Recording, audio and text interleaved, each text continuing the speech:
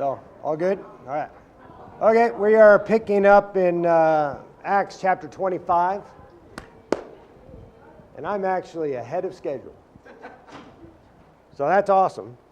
Because if I can actually finish up, in just the next few weeks, then we have the very last class of this. I'd like to talk about what happened after the book of Acts ends. Where did Paul go from there? And we'll look at some of the hints of it in other scriptures and things.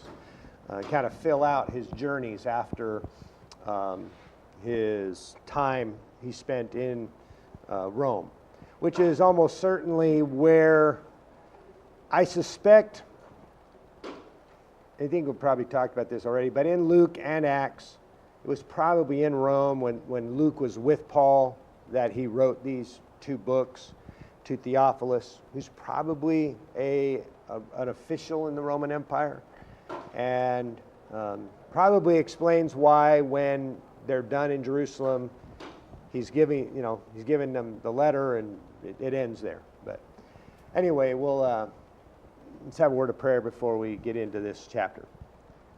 Our dear Heavenly Father, we are so grateful and thankful for this day and for your word, which enlightens us and teaches us about righteousness and truth and goodness. We hope, Father, that we truly will open our hearts to it and to be good hearers of it, not simply to just check a box, but to learn what is helpful and good, not only for other people, but also for ourselves, and how we can reap the goodness and the fruit of good living. We hope, Father, that we might learn the lessons in your scriptures, that we might meditate upon them, and that you might grant us wisdom in understanding them, that we might truly walk with Jesus and following the examples of Paul and many others who went before us, who have shown the way of faithfulness. Help us, Father, to truly be enlightened and to understand your truth. We pray this in your Son's name. Amen. Okay, so in chapter 24, Paul had been brought to Caesarea. Do you remember why he'd been brought to Caesarea?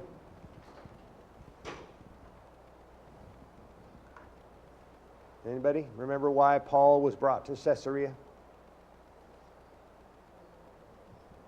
from Jerusalem? Yeah, there was a plot.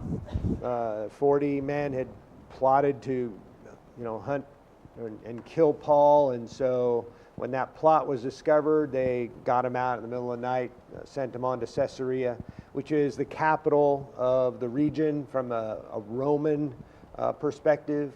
This is where their governor resides. And so the governor at this time is Felix. He wasn't there a terribly long time, but which is why it helps us know this is right around 52 AD that these events occur.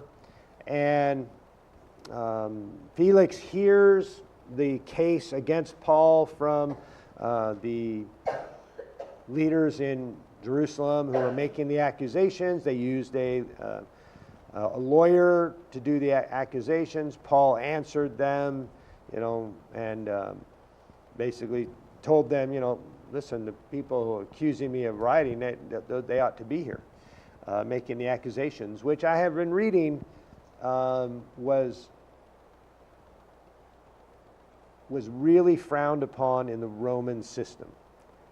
If the accuser was not there, they would be very upset.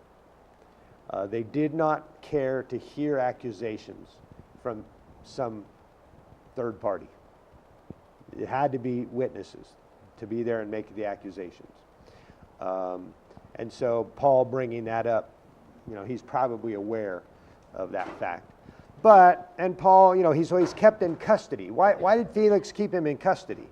Even though he kind of wants to hear things he's saying, because he has some knowledge about this way, this sect of Nazarenes, following the Nazarene. And why does he keep him, even though he seems like he kind of understands this doesn't have anything to do with?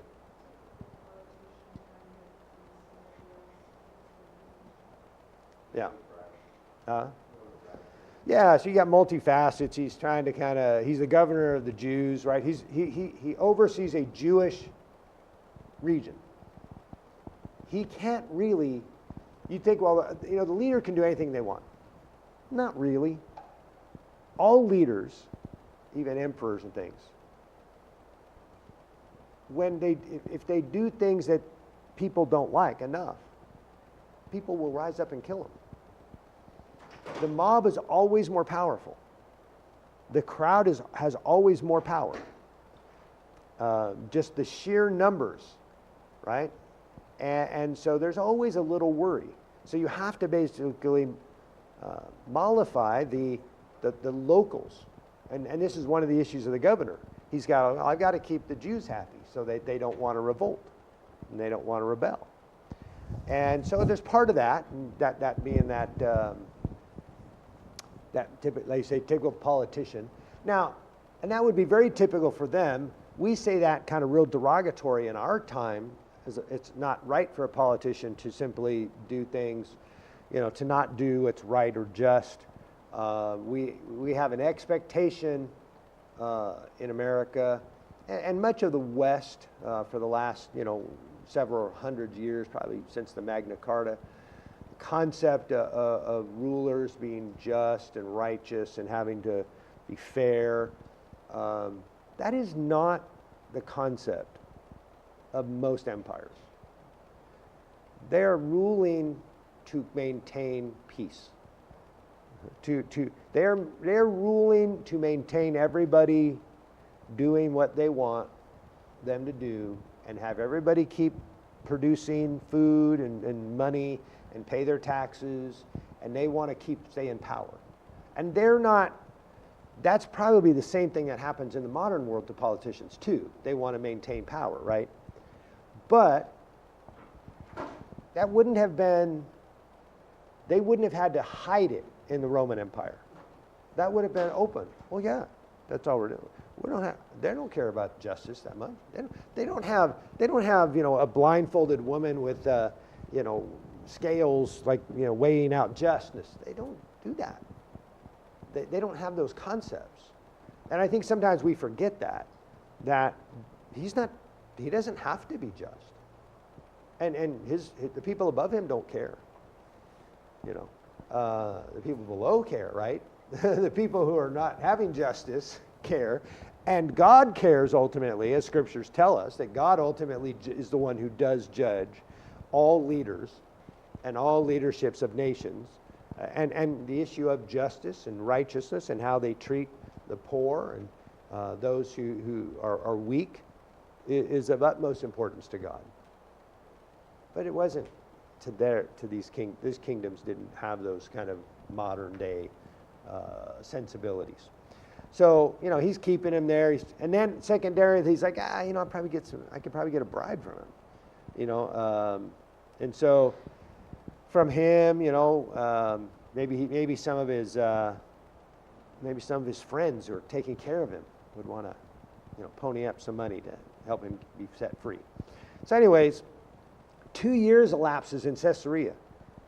So he's arrested in Jerusalem, taken fairly quickly to Caesarea to save his life, and 2 years go by, and we have no resolution to a case. We don't even have an accusation that is considered full yet, right? He's waiting for Lysias to come and fill in more. And so it's just, can you imagine how frustrating that must have been for Paul? To simply wallow there, even though he was given a great deal of freedom because he wasn't condemned of anything. And so, anyway, it's just a, tough situation for him. So he's succeeded by Porcius Festus. And desiring to do the Jews a favor, Felix left Paul in prison. So So he's being replaced, and he's like, well, I could release him. Nah, I'll do the Jews a favor. Now, he's not doing the Jews a favor because he's a nice man. And the Jews wrote one of the reasons he was removed from his post. Many of the Jews actually sent things to Rome complaining about him. And so he wasn't a well-beloved, even though, the Tertullus, the lawyer, talks about how wonderful life had been under him in the region. Like they didn't believe those things, didn't think those things about him. So he leaves him there and makes it like, well, I also would tend to think I'm doing them a favor, but it's also why I don't want to get involved anymore. We'll leave Festus to worry about this now. And so now 3 days after Festus has arrived in the province, he went up to Jerusalem from Caesarea. So brand new, right? Brand new governor. And he's got to go, well, I'm going to go to the capital of Judaism. And I'm going to meet with them. Because after all, it's the leaders there that I really have to keep in favor. And so the chief priests and the principal men of the Jews laid out their case against Paul. And they urged him, asking as a favor against Paul that he summon him to Jerusalem because they were planning an ambush to kill him on the way. So the goal of ambushing and killing him is still in effect. I'm assuming those 40 men have not kept their oath that whole time. But Festus replied that Paul was being kept at Caesarea and that he himself intended to go there shortly. So he said, let the men of authority among you go down with me, and if there is anything wrong about the man, let them bring charges against him. So he says, well, you can come with me back to Caesarea, and you can lay the charges out. So notice, we don't even have a man in custody who's fully charged with anything. And he's there for years. And so he says, after he stayed among them not more than 8 or 10 days, he went down to Caesarea. And the next day he took his seat on the tribunal and ordered Paul to be brought. When he had arrived, so notice this is a fairly quick thing that he deals with Paul. It's like, I'm brand new governor, but remember, I visit the leaders and they bring it up.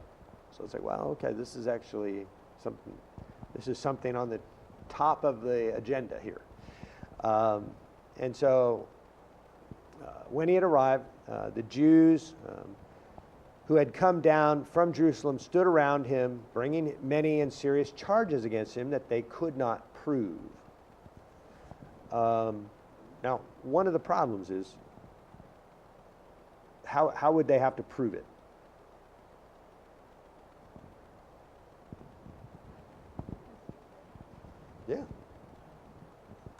Yeah, when you have witnesses. You got to have witnesses to his riotous, work, and all the things they're accusing him of, and rioting and stirring up is probably the most serious to the Romans. Because especially, you notice the Romans never care when they're discussing subjects of theology. We do not care what you want to think about your gods. Please don't get us involved. We don't want nothing to do with that. And so they're not interested in any of that. But if it has to do with kind of, laws of the land and laws within Roman, civility and expectations, then they're concerned. So anyway, they can't prove it because none of them witnessed him do anything. Because remember some of the accusations. What are some of the accusations? The riotous thing. What else is? Do you remember something else? Yeah. Yeah. Defiled the temple by bringing a Greek or Gentile in. And now the problem is who made those arguments? Do you remember who made those arguments initially? Who stirred up the crowd against him? Because he had been there a while. Tomorrow's daily Bible reading is a little bit comments on this. That actually he was there for he was there doing a purification ritual for 7 days with 4 other men. And so he'd been there for a while. It wasn't some brand new thing. Do you remember who stirred it all up?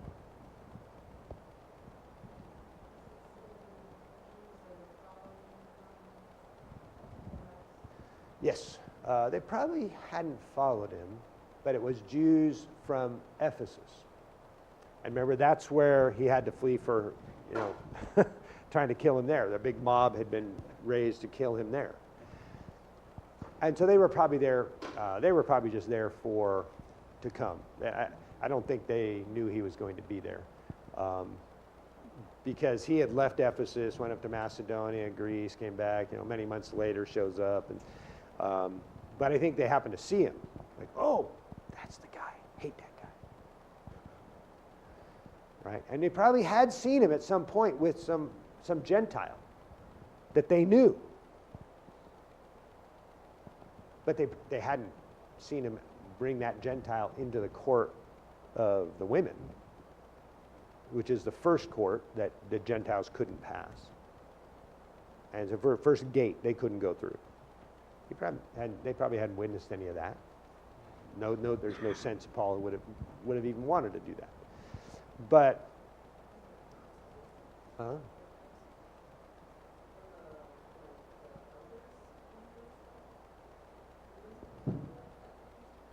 oh yes, they're the ones who come down, but they didn't know anything. But yeah, I mean, the elders of Israel, the council, the leadership, the high priest, the ones that had initially, Paul had kind of defended himself in their court first, with the Romans kind of just watching, and then there became a big, riot amongst the leadership of Israel over Paul when he kind of like introduced, well, you guys are just doing this because I believe in the resurrection of the dead. And so, and that's when the Roman guards kind of took him away from the Jewish leaders. But they're the ones making the accusation. The problem is they didn't see anything. They weren't there, right? So how are they going to prove it? Yeah. So anyway, Paul argued in his defense, neither against the law of the Jews, nor against the temple, nor against Caesar have I committed any offense. So his thing, I didn't violate anything in the temple, in the law, against my people, or the temple. I didn't violate any law against Caesar. But Festus, wishing to do the Jews a favor, said to Paul.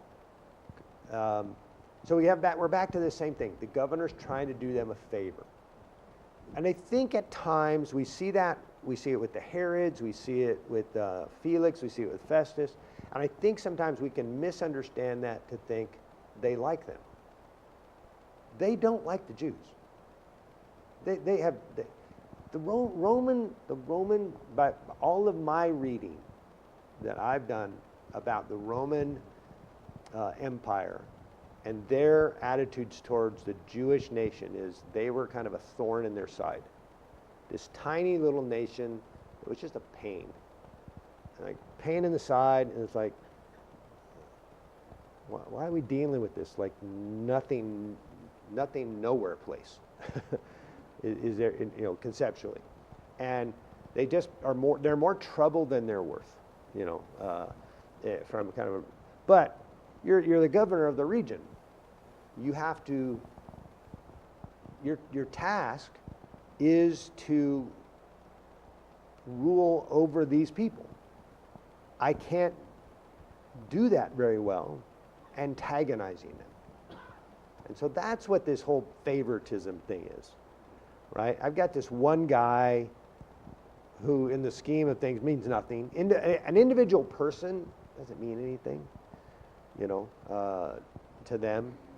Individual life, in fact, in most ancient world cultures, individual life had very little value. That's a pretty modern concept, that an individual singular person has great value. The concept was, better to have, in fact, even the Jews said, better to have one person die than the whole nation die, right? The leaders of Israel said that about Jesus. Of course, it was a prophecy. They didn't realize what it really meant, but And so, he's trying to do them a favor. So he says to Paul, so Festus isn't part of trying to get Paul killed here. Because that also, from a governor's perspective, this single individual, but the problem is this single individual is a Roman citizen. So if it wasn't a Roman citizen, he could have probably just sent him there, right? If it was just some Jewish guy, he never had gone to Caesarea. They would have never taken him to Caesarea if he was just some Jewish guy. But they wouldn't have cared that much about an individual Jew. But so I've got the problem of governing this region, but now I've also got the problem of a Roman citizen. And the Romans were very, very, how Roman citizens were treated was very, very important to the empire.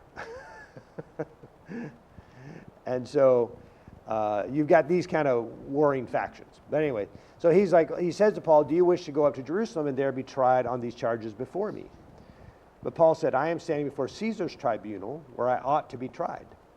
To the Jews I have done no wrong, as you yourself know very well. If then I am a wrongdoer and have committed anything for which I deserve to die, I do not seek to escape death. That's actually a really important sentence and concept, I think. Because I think in a modern world, a lot of people think that the scriptures teach the idea that capital punishment is somehow wrong. They use a certain story about a supposed woman caught in adultery. I should say a woman supposedly caught in adultery. Probably she wasn't supposedly a woman, but there's all kinds of things wrong with that whole incident. By the way, I won't get into all that. But people will use that, in fact, he's without sin cast the first stones. This is not what that means. Not referring at all to capital punishment that only people who are sinless could execute. It isn't the concept being taught there, because he'd have been violating the law, by the way, if he was saying that. But anyway, notice Paul is saying, if I've done something worthy of death, I'm okay to have that happen. I'm not trying to get away from that. Yeah.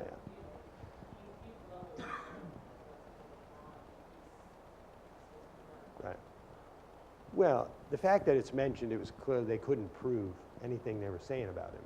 So it's like, if you can't prove it, well, then it's just a bunch of people who don't like the guy. And so, which has been true the whole time. From the time Paul first became a Christian, the Jewish leadership really hated Paul, because he's a turncoat. He was one of them, and he turned against them. The other Jewish apostles, they were never part of the leadership in Israel. They weren't thought of as turncoats in that way. So anyways, I'm not trying to escape death. If I've done something worthy to die, that's. He himself wrote, not long before this, the book of Romans, where he wrote, the emperor does not carry the sword in vain. So, and that was the sword of justice. So he understood these concepts. He says, but if there is nothing to their charges against me, no one can give me up to them. And then he says, I appeal to Caesar. So he hasn't had a lot of time here with Festus, and he doesn't probably know who he is really. And he's trying to get him to take him back when he's been brought there to save him. And he's like, this isn't going well. So I'm going to get it out of his court.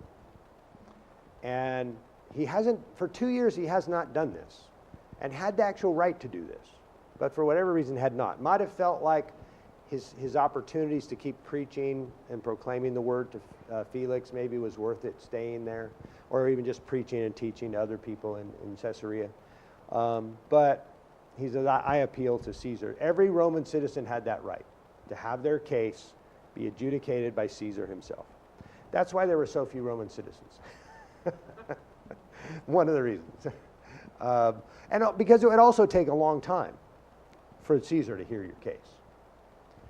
I tend to think that the book of Luke and Acts, this is not new conjecture, and I don't have proof of this. I tend to think, though, both Luke and Acts are written to Theophilus, some sort of official,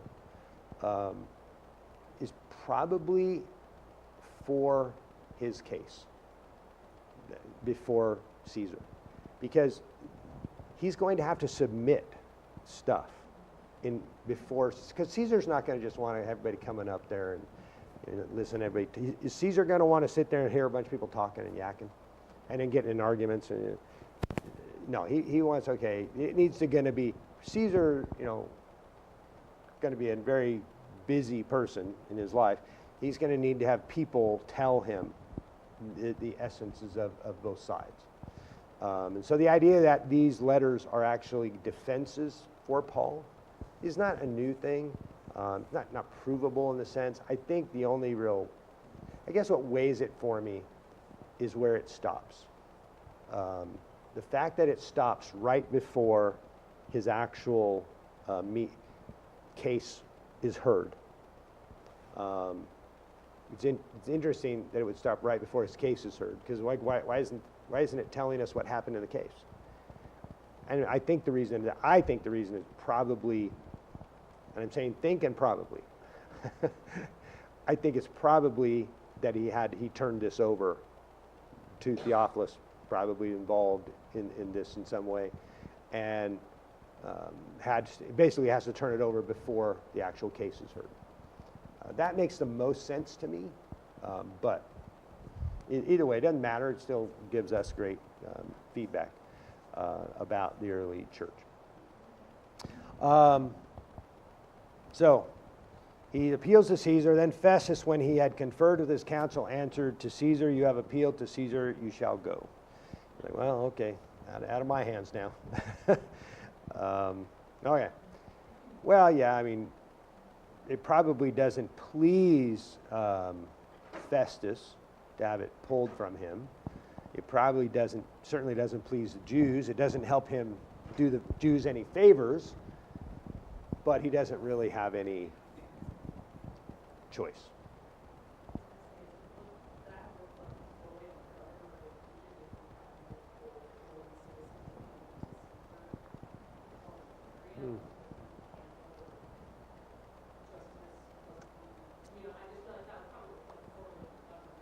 No, I think that's a good thought. I hadn't really thought of it before, but yeah, I think that is a good thought.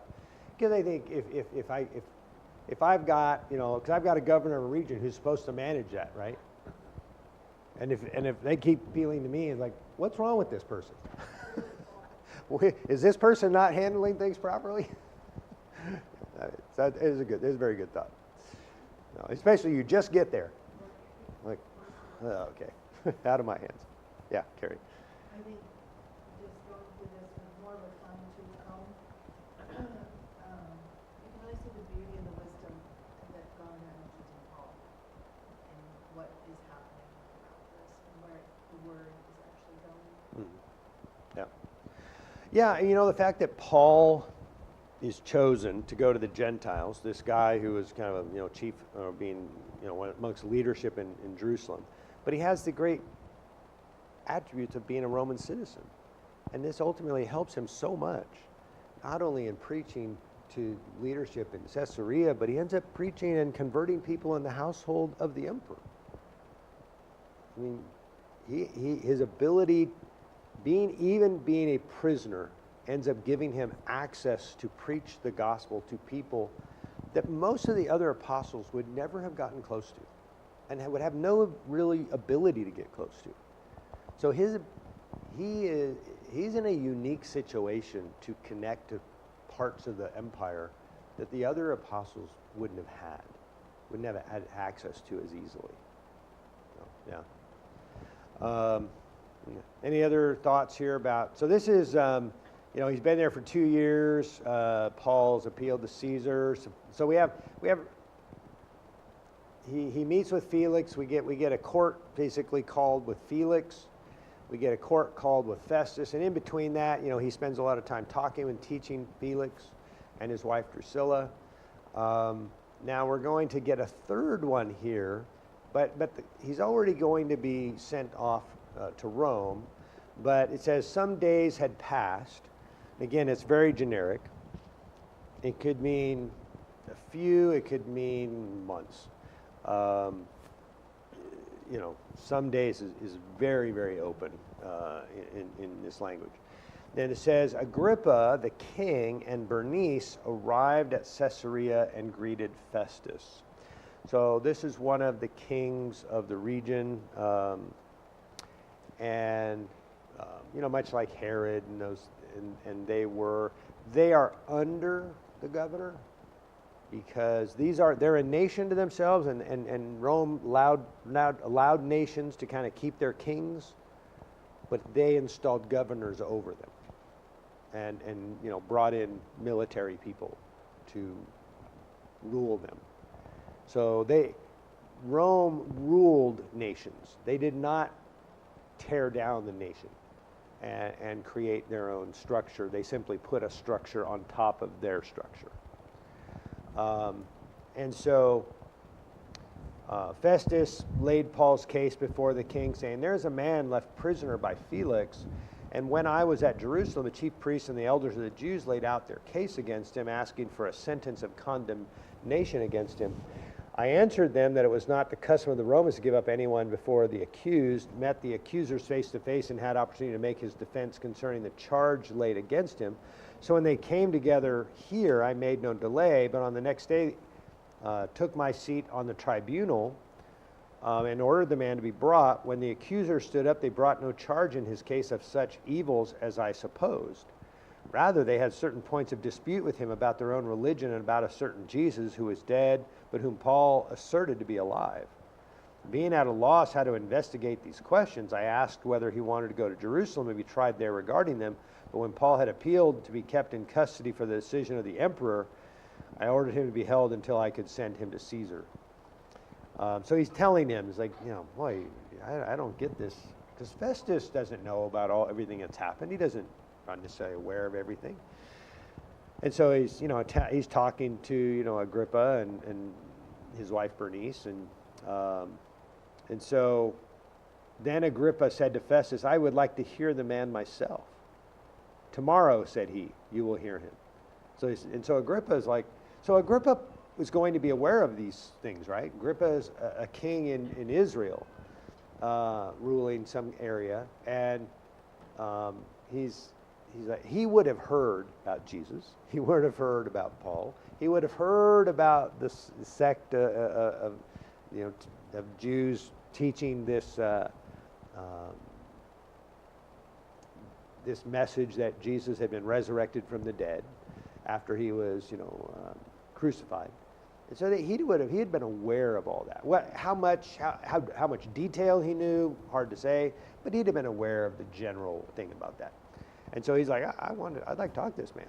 So on the next day, Agrippa and Bernice came with great pomp, and they entered the audience hall with the military tribunes and the prominent men of the city.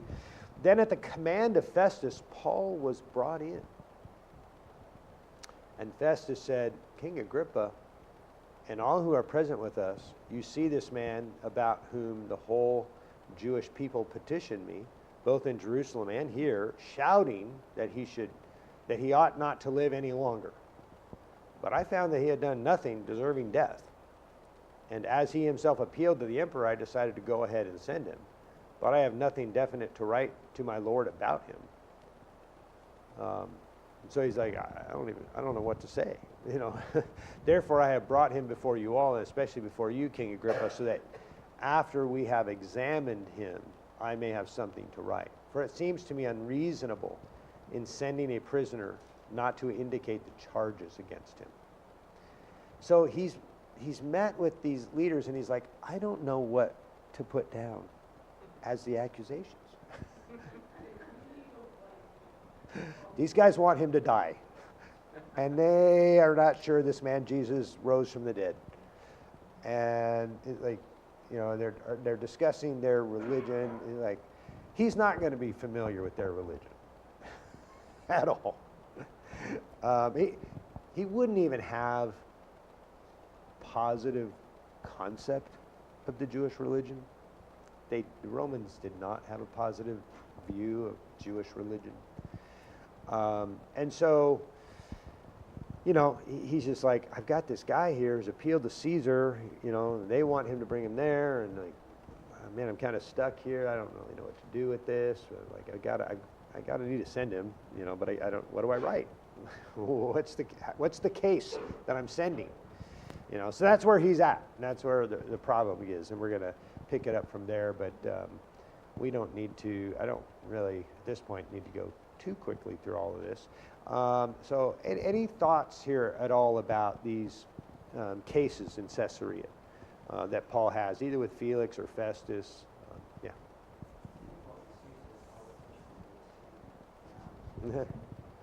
Oh, yeah. Yeah. Mm-hmm. Yeah. Yeah. Right.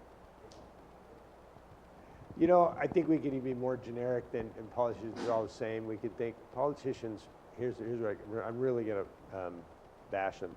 Politicians are really people, because people are like this. And when people aren't like this, people who want to take accountability and be just, that's not being like normal people.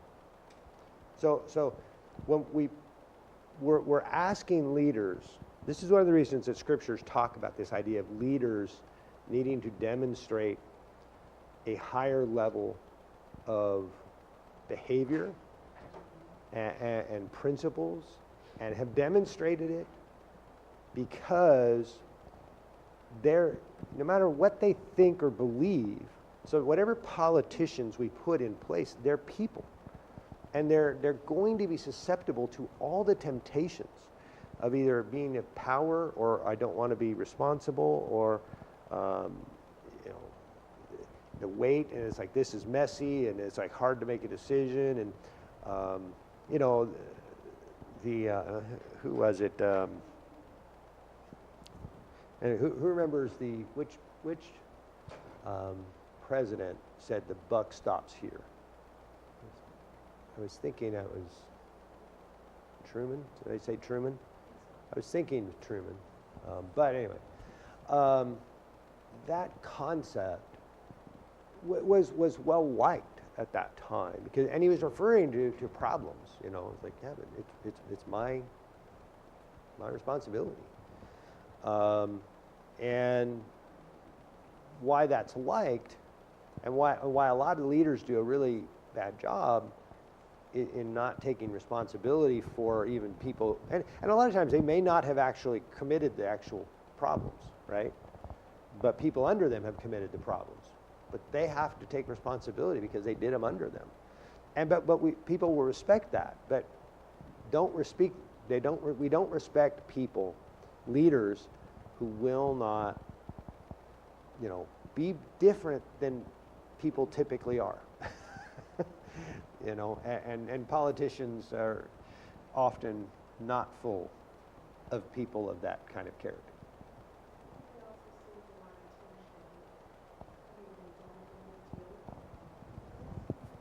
Right. Uh-huh. Yeah.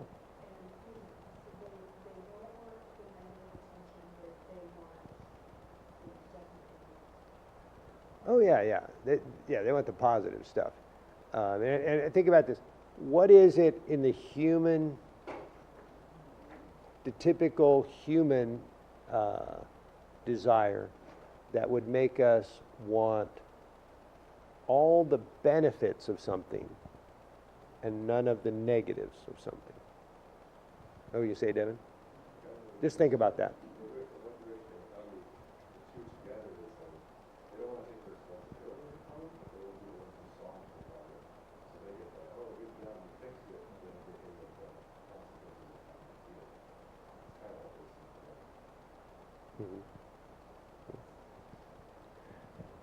So do you see situations where you and I struggle wanting all the benefits of something and none of the,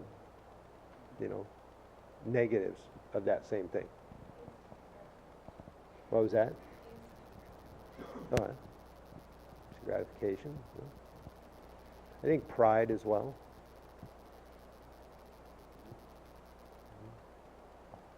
Yeah. I think that is a normal human trait, that we want all the good stuff without paying the cost of the good stuff.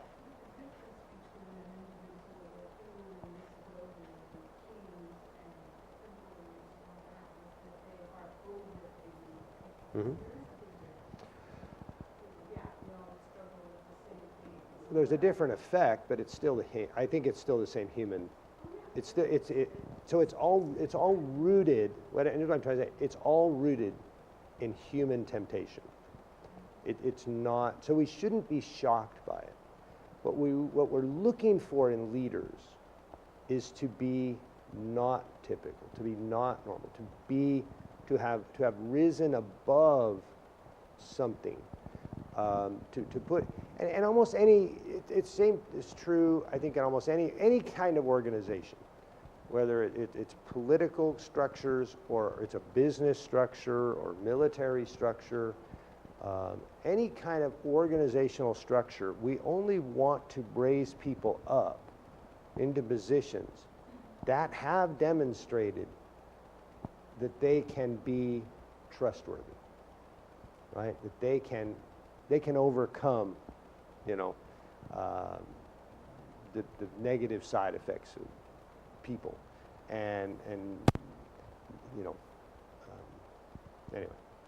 So, yeah, I think this is the real challenge of being a Christian, though. That he's asking all of us, even when we're not over anybody, to rise up, to be people who could be trustworthy in no matter what place we were put, no matter what responsibility put on us. We would be somebody who would be willing, if we're put in that position, that we would be trustworthy, that we would be faithful, that we would serve honestly, truthfully, justly, fairly, and that's just not typical of human beings. That's a good human being, right? That's not. You can't just put anybody in positions of leadership authority and automatically expect them to overcome human temptation. Yeah.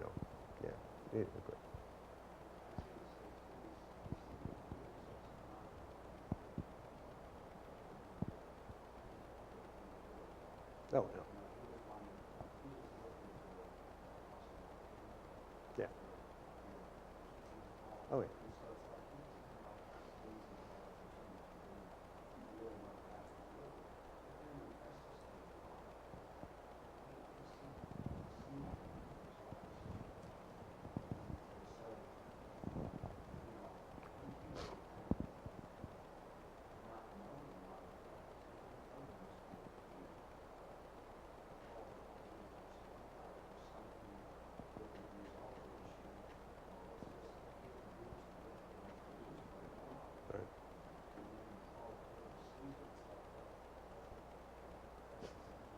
Right.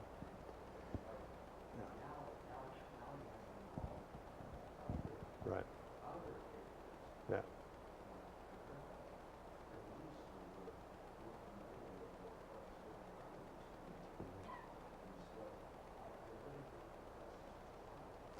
It seems like it. I mean, yeah.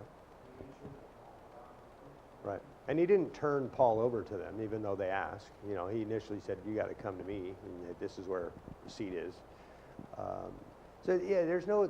I don't know anything historically about Festus, but Pontius Pilate was governor when Jesus was executed.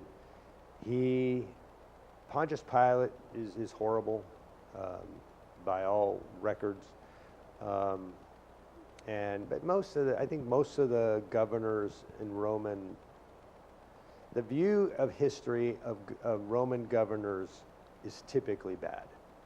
I don't know that it would be much different if we go back and we look at 1 Kings and 2 Kings and we go through all the kings of Israel and Judah, and you go, how many of them are good and how many were bad? There's very few good ones. And these are all Jewish people. These are all Jewish kings who have the law. And so, I think, we should understand that in human history, more often than not, it is God who's going to have to judge the leaders of nations, because more often than not, they're not righteous.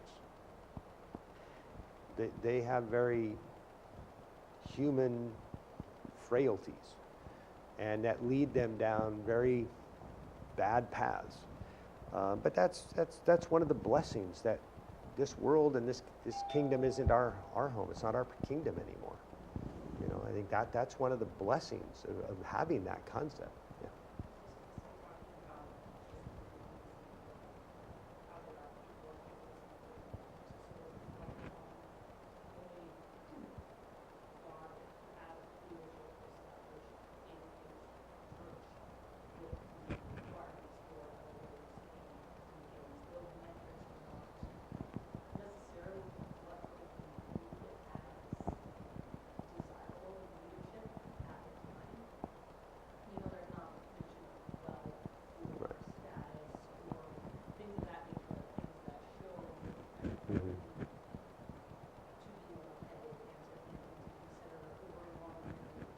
Right. Yeah.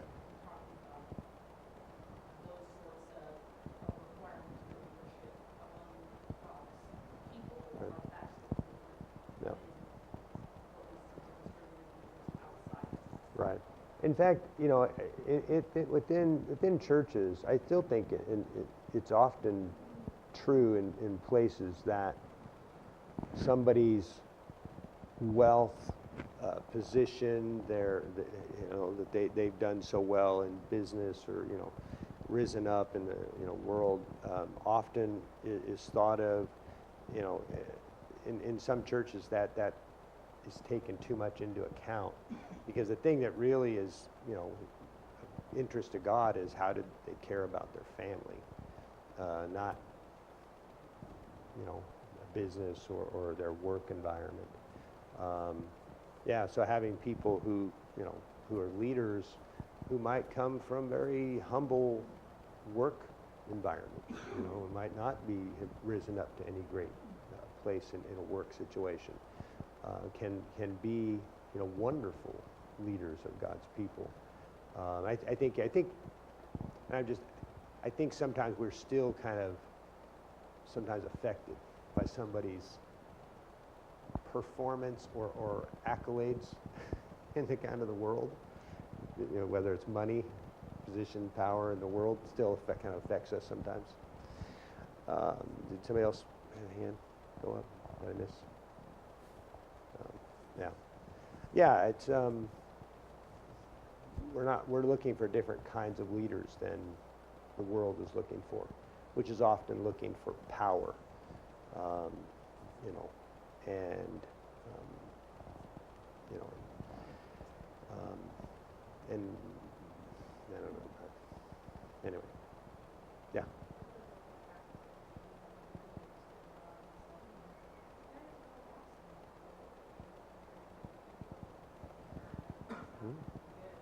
Right. Right. Yeah. When Israel chose to have kings, and they had leadership without kings, but some of the leaders weren't great that they had, but even before the kings. But you're right, it's like he told them, the kings they're not gonna be good to you. They're not gonna be. Kings are susceptible to all the human problems that exist. All leaders, I'm sorry, yeah. I've been thinking about Paul being left in Caesarea for 2 years, and I've been thinking about how is that uncommon for Roman citizens to be left in custody like that? Because we know that they were very careful about how they treated Roman citizens, and yet Felix leaves him kind of in this no man's land for 2 years, Right. and I don't know if that's a reflection of Felix. I think or so. just a reflection of the system. I think it's a reflection of Felix. Yeah. Festus comes in with a mindset of trying to resolve it, Yeah. get it done. I think that was, it seems like that was a reflection on Felix. Correct. He was given a bit of freedom. He was under custody, but more like protective custody. You know, like in protective custody, a lot of times they put people up in houses, and they're not in a jail somewhere. They're put up in a house, but they have guards, right?